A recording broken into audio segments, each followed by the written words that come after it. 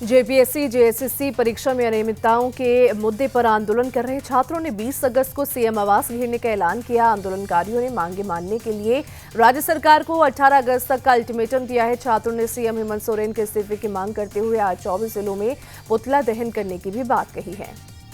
छात्र नेता देवेंद्र नाथ महतो ने आरोप लगाया कि रांची हॉस्पिटल से जयपाल सिंह मुंडा स्टेडियम जाने की कोशिश के दौरान उनके साथ पुलिस ने धक्का मुक्की की और उनके समर्थकों की पिटाई भी की। छात्रों की मांग को लेकर 14 दिनों से भूख हड़ताल पर बैठे छात्र नेता देवेंद्र के अनशन का आज 15वां दिन है। रांची के अस्पताल में इलाजरत देवेंद्र महतो का आरोप है कि 15 अगस्त के मौके पर उन्हें तिरंगा यात्रा में शामिल होने से रोका गया।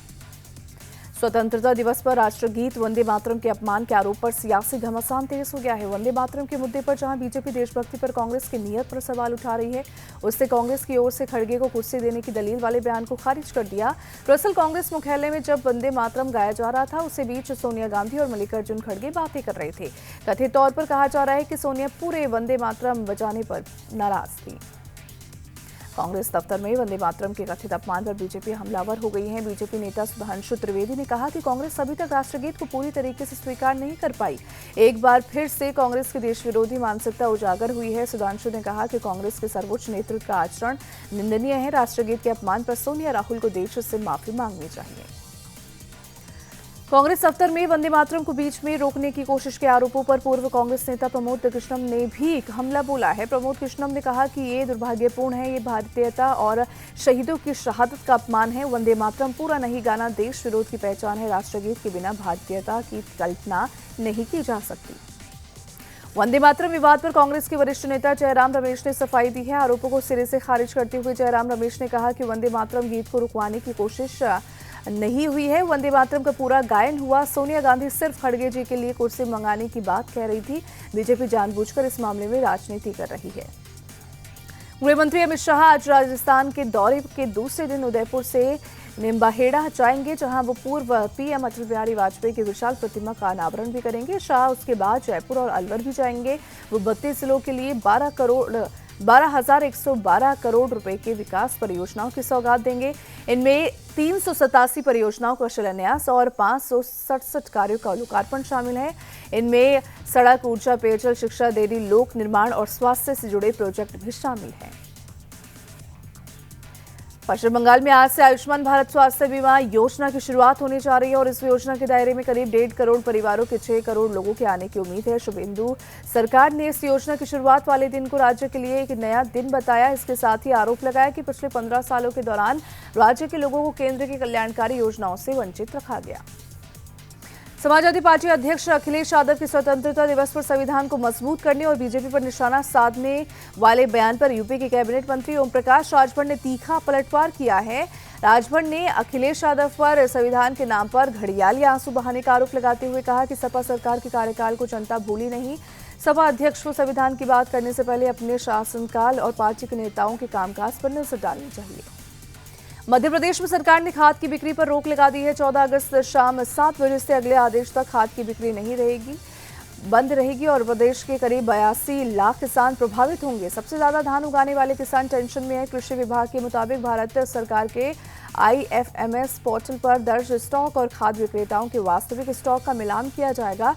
रोक विपणन संघ, सहकारी समितियों, MP के एग्रो और निजी खाद विक्रेताओं के केंद्रों पर लागू रहेगी। ये फैसला ई-टोकन व्यवस्था के विरोध में किसानों के आंदोलन के बाद आया है। हरियाणा के करनाल में यात्रियों से भरी ट्रक के हाई वोल्टेज तार के संपर्क में आने से एक ट्रक में आग लग गई और इस हादसे में एक शख्स की मौत हो गई, जबकि 20 से ज्यादा लोग घायल हो गए। आग में झुलसे लोगों को तुरंत अस्पताल ले जाया गया, जहां से गंभीर मरीजों को बड़े अस्पताल में रेफर किया गया। ट्रक में सवार होकर करीब 70 लोग किसी धार्मिक स्थल की यात्रा पर जा रहे थे। उसी दौरान यह हादसा हुआ। झारखंड के लातेहार में हुए एक दर्दनाक सड़क हादसे में 6 लोगों की मौत हो गई, जबकि एक शख्स घायल हो गया, जिसे इलाज के लिए अस्पताल में भर्ती कराया गया। जानकारी के मुताबिक लुकिया घाटी इलाके में एक तेज रफ्तार कंटेनर ने ऑटो को रौंद दिया, जिसकी वजह से हादसा हुआ। फिलहाल पुलिस पूरे मामले की जांच कर रही है। लखनऊ में बीती रात एक पेंट फैक्ट्री में आग लगने की खबर से हड़कंप मच गया। सूचना मिलते ही दमकल की टीम मौके पर पहुंची और काफी मशक्कत के बाद हालात पर काबू पाया गया। हादसे में बड़े पैमाने पर नुकसान की आशंका जताई जा रही है। हालांकि गनीमत रही है कि किसी तरह की जनहानि की खबर नहीं है। आग कैसे लगी, इसकी जांच की जा रही है। गाजियाबाद के शालीमार गार्डन इलाके में बीती रात एक फ्लैट में आग लग गई, जिससे पूरी बिल्डिंग में अफरा तफरी मच गई। जानकारी मिलते ही दमकल विभाग की टीम मौके पर पहुंची और कड़ी मशक्कत के बाद आग पर काबू पाया गया। आसपास के फ्लैट में फंसे लोगों का भी रेस्क्यू किया गया। असम के गुवाहाटी में हुई भारी बारिश से जनजीवन बेहाल हो गया है। बीती रात कई इलाकों से सड़कों पर जलभराव की तस्वीर सामने आई। बारिश और जलभराव की वजह से लोगों को आवाजाही में बहुत परेशानियों का सामना करना पड़ा। सड़क यातायात भी प्रभावित हुआ। निचले इलाकों में दुकानों में पानी घुसने की खबर है। अरुणाचल प्रदेश के औंजा में हुई भारी बारिश की वजह से कई जगहों में भूस्खलन की खबरें सामने आई। पहाड़ों में पत्थर गिरने के कारण कई रास्ते बाधित हुए। सूचना मिलते ही स्थानीय प्रशासन की टीम मौके पर पहुंची और घटना का जायजा लिया। बारिश की वजह से नदियां भी उफान पर है, जिससे नदी किनारे की सड़क पर काटन देखने को मिला। हिमाचल प्रदेश के शिमला में एक मनमोहक नजारे ने लोगों को अपने और आकर्षित किया है। दरअसल बारिश के बाद मशोबरा पहाड़ियों के ऊपर कोहरे और बादलों की एक परत देखने को मिली और इस पूरे नजारे को ड्रोन कैमरे से रिकॉर्ड किया गया। इंदौर में स्वतंत्रता दिवस पर स्कूली बच्चों में बांटने के लिए लाए गए लड्डुओं में कीड़े मिलने का मामला सामने आया। जानकारी मिलते ही लोगों ने लड्डू बांटने का कार्यक्रम रुकवाकर पुलिस को सूचना दी, जिसके बाद कार्रवाई करते हुए दुकान को सील कर दिया गया। पूरे मामले की जांच की जा रही है। उत्तर प्रदेश के वाराणसी में बीती शाम एक शानदार नजारा देखने को मिला। स्वतंत्रता दिवस के मौके पर दशाश्वमेध घाट पर तिरंगा थीम पर गंगा आरती की गई और इस मौके पर घाट पर लोगों की भारी भीड़ उमड़ी। इस दिव्य गंगा आरती को लोगों ने अपने कैमरे में भी कैद किया।